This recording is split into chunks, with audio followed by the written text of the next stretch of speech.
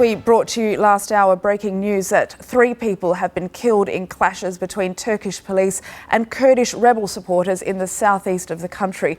2 policemen are said to be among the 7 people injured in the violence in the town of Silopi near the border with Iraq and Syria. Let's speak now for more to Selin Girit. She is in Istanbul for us. Selin, can you give us more details of exactly what happened? I think we've got some pictures.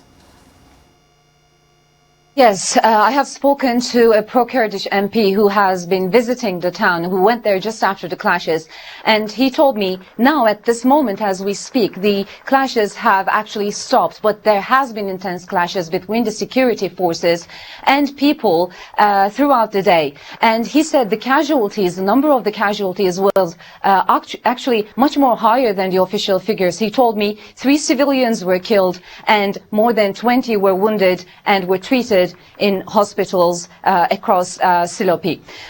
This is the picture that the pro-Kurdish MP has drawn in front of our eyes.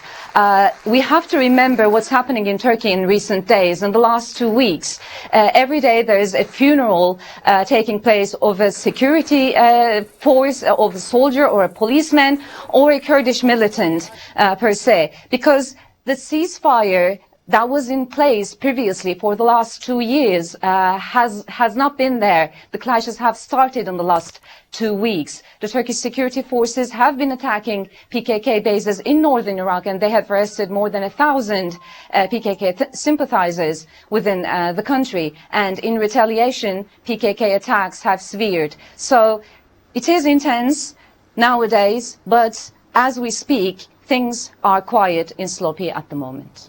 Selin, what's it going to take to bring the temperature down in that region? Because we've seen this flare-up of tension between Kurds and Turkey on the borders of both Syria and Iraq, all caught up in this mess, in this fight against Islamic State.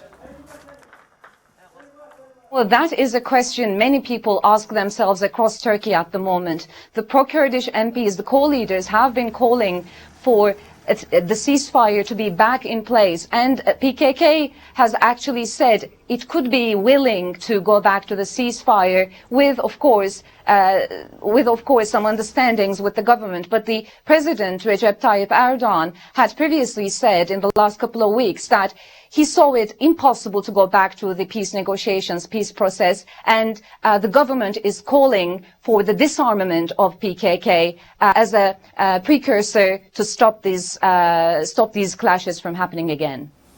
Okay, Selin there for us in Istanbul. Thank you very much for speaking to us here on Impact.